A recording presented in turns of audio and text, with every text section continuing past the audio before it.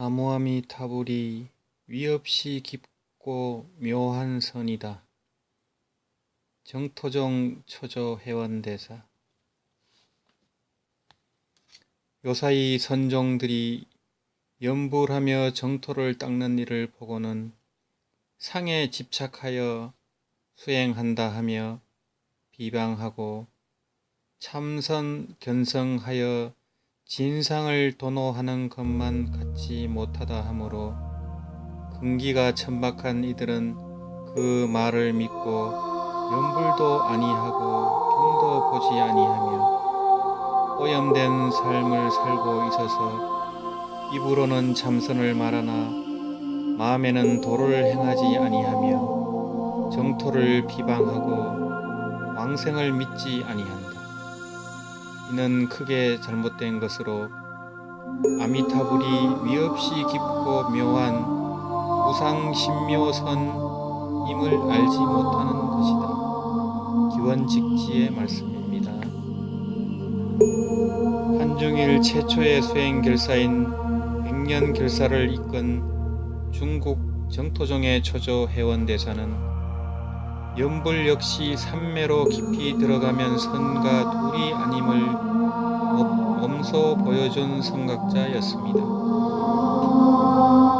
생전에 염불 삼매를 증득하고 정토 법문을 처음으로 중국 전역에 널리 알린 대사는 기원직지에서 참선 견성코저 하면 다른 방편을 들 것 없이 다만 한마디 아미타불만 가지고 스스로 참고하며 염하여 오래되면 자연히 소득이 있을 것이라 하였습니다. 그는 설사 깨닫지 못하더라도 명을 마칠 때 육도윤회를 벗어난 세계인 극락정토의 최고 경지인 상품상생을 얻을 것이라고 설했습니다. 선종에서는 견성하고서도 확철되어 하지 못하면 생사윤회를 벗어나기가 지극히 어려운 반면 정토종에서는 법을 지닌 채 윤회를 벗어나는 즉 대업왕생이 되는 깊고 묘한 선이 염불법문이란 것입니다. 해원대사는 중국 진나라 하동 땅 대주 지방의 안문군 우건현에서 속성이 가시로 탄생했습니다. 12세에 이미 육아의 학문을 두루 통달하여 세상사에 집착할 것이 없음을 알았습니다. 21세에 강을 건너 범선자라는 자와 같이 은거에 을가하여 아우인 해지와 같이 가다가 중원에 난리가 나서 길이 막혀 가지 못하게 되었습니다. 이때 태행산에 도안법사가 계신다는 말을 듣고 해지와 같이 찾아가 예를 올리고는 그곳에서 머물면서 도안법사의 반야경 강의를 듣고 심오한 진리를 깨달았습니다. 세상의 모든 학문은 개와 쭉정이 같은 것임을 절감한 대사는 아우 해지와 같이 삭발 출가하였습니다. 도안법사는 해원 스님이 훌륭한 법기임을 아시고는 앞으로 이 나라의 불법의 표짐이 그대에게 달려 있노라고 극구 찬탄하였습니다. 그때 진나라의 불법은 인도로부터 들어온 지 300년이 지나 승풍이 문란해지고 불법이 점점 세잔해져 가는 때였습니다. 해원대사가 도안법사를 따라 각지를 돌아다니다 양양에 머무르던 때 마침 전진의 부견이 침공하여 스승 도안법사가 장안으로 연행되었습니다. 해원대사도 스승과 헤어져 남쪽으로 내려왔고 호북성 형주 상명사로 옮겼습니다. 대사는 그뒤 강사성 심양에 이르러 여산으로 들어가 서림사 즉 훗날의 독림사에 주석하게 되는데 이로부터 30년 동안 한 번도 산을 나가지 않았다고 합니다. 이런 사실은 훗날 창작된 호계 삼소의 고사로 잘 알려져 있습니다. 대사의 철저한 수행과 교화 활동은 당시의 성풍을 바로잡고 불법을 다시 번창하게 하는 결정적인 역할을 하게 됩니다. 새로운 수행 결사의 중심지가 된 독림사가 창건되기까지 불보살에 보이지 않는 가피가 작용했다는 일화가 고송전 등 여러 전기에 기록되어 있습니다. 해원대사가 50되던 해에 여산에 가보니 산세가 수려하며 서기가 감도는지라 그곳에서 수행을 하고자 했지만 식수가 없었습니다. 그러자 대사께서는 주장자로 땅을 탁 치면서 말하길 이곳에 우물이 생길지어다 라고 하니 즉시 맑은 물이 솟아올라 우물이 되었다고 전합니다. 대사께서는 그곳에 불을 베고 털을 다듬어 조그만 암자를 지은 후 열반경을 강의하였습니다. 그랬더니 불가사의한 일이 일어났습니다. 산신이 열반경 강의를 듣고 크게 감동하여 실력으로 하룻밤새 큰 집을 지을 수 있는 많은 제목과 집터까지 마련해 주었습니다. 이런 사실이 소문이 나자 그 고을 수령까지 감동하여 절을 크게 지어 독림사라고 이름을 붙여서 드렸습니다. 그 당시 진나라에는 많은 경전이 미비한 상태였으며 특히 선법은 아직 들어오지 않아 들어볼 수도 없었습니다. 대사께서 그러한 선법을 펴시려고 산에 별도로 선실을 마련해 놓고 멀리서 선사 한 분을 청해 대중들로 하여금 선을 닦도록 하였습니다. 그러나 그 수행법이 너무나 어려워서 평범한 근기나 속인들은 도저히 행할 수 없는 것이었습니다. 결국 대사께서는 모든 경전을 열람한 후 누구나가 행할 수 있고 큰 효과를 얻을 수 있는 수행법은 오직 정토법으로서 영불 수행보다 좋은 방편이 없음을 알게 되었습니다. 오능 원년 서기 402년 대사께서는 성속을 초월한 제자 123인과 함께 여산 산중에 반야대에 있던 아미타 불상 앞에서 왕생 극락의 서원을 세우고 백년사의 조사로서 추대됩니다. 스님을 믿고 따르던 제자들은 결사 대중 123인을 비롯해 무려 3천여 명이나 되었으며 그들은 불철주야로 연불수행에 매진하였습니다. 다만 대사의 연불행은 후세의 정토삼부경에 기초하여 오직 아미타불 연불로 왕생 극락을 목표로 하는 전수연불이 아니라 반주삼매경에 기초를 두고 생전에 반주삼매를 닦는 점이 달랐습니다. 반주삼매는 곧 연불삼매를 말합니다. 이 연불삼매는 모든 삼매의 왕으로서 보왕삼매라고 하는 것입니다.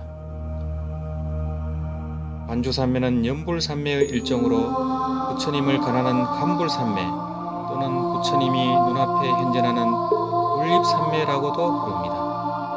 7일 또는 90일 기한을 정하여 몸, 입, 뜻의 세 가지 업을 청정하게 가다듬어 바르고 온전하게 아미타 부처님을 관하고 염합니다.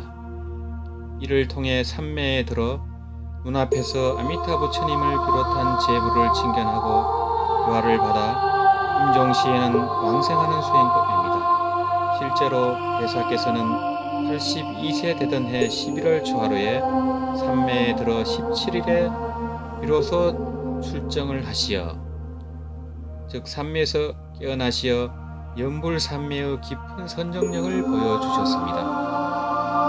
중국에 비로소 정토법문과 연불행을 널리 전한 대사의 높은 덕은 당시 서천의 여러 나라에까지 알려지게 되어 동방의 호법보살이란 칭송을 받았습니다.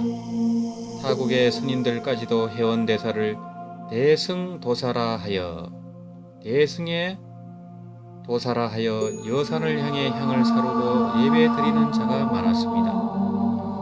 요나라 임금도 대사의 도덕을 높이 흠모하여 자주 뵙고 법문을 들었으며 진나라 황제는 대사를 궁전에 모시려고 3번이나 청했으나 핑계를 대고 응하지 않았습니다.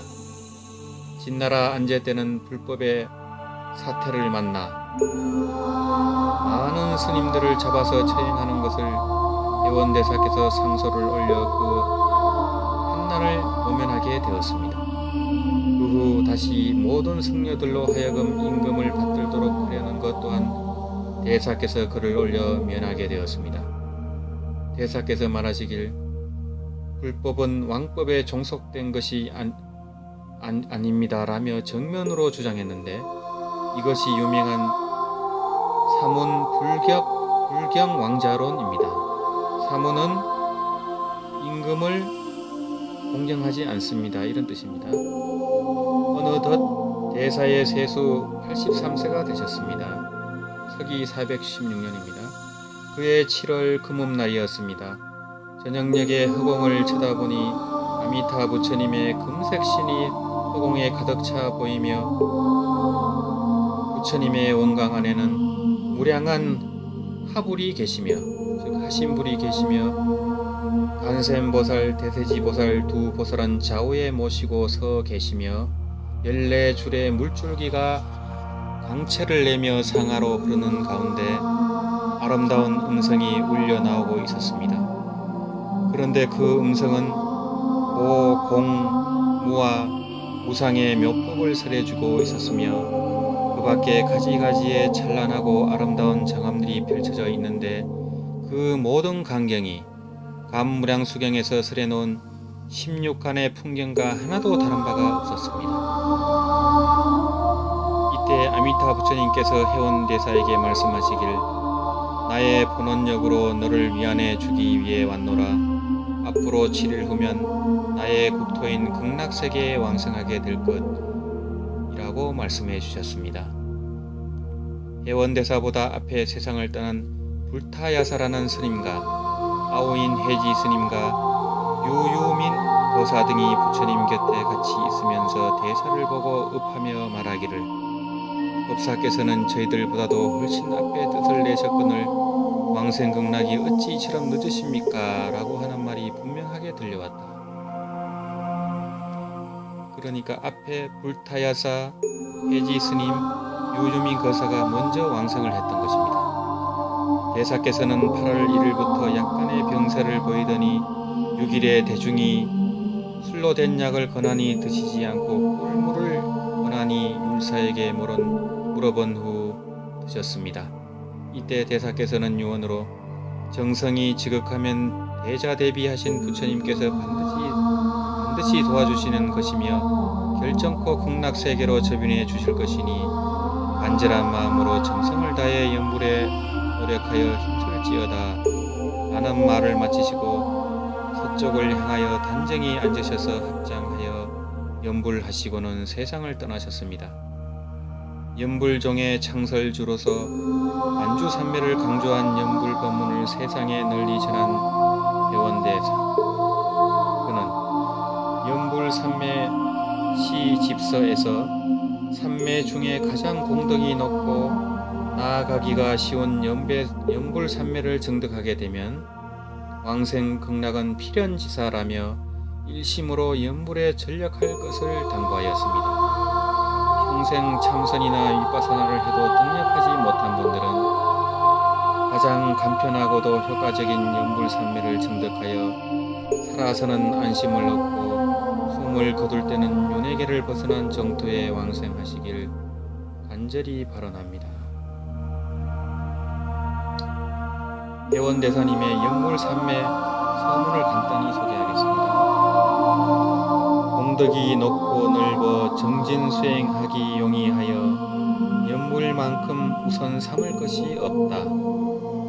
나는 언제나 부처님 명호의 불가사의한 소리를 알아차리고 매번 마음의 현을 퉁길 때마다 마음속 부처님 명호를 잘 듣기만 하면 언제나 나를 얽매는 번뇌를 곧 녹여버릴 수 있다. 나를 가로막는 집착의 정도 막힘없이 서로 통하고 탁 트여 밝아지기 시작한다. 만약 천하 사이에 지극히 신묘한 연불 법문이 아니라면 또 누가 있어 이처럼 흉모할 수 있겠는가. 해원대사님의 연불산매에서 풍에 있는 글입니다. 나무아미타불, 나무아미타불, 나무아미타불. 이상의 내용은 연불각자일전이라는 책을 낭독한 것입니다.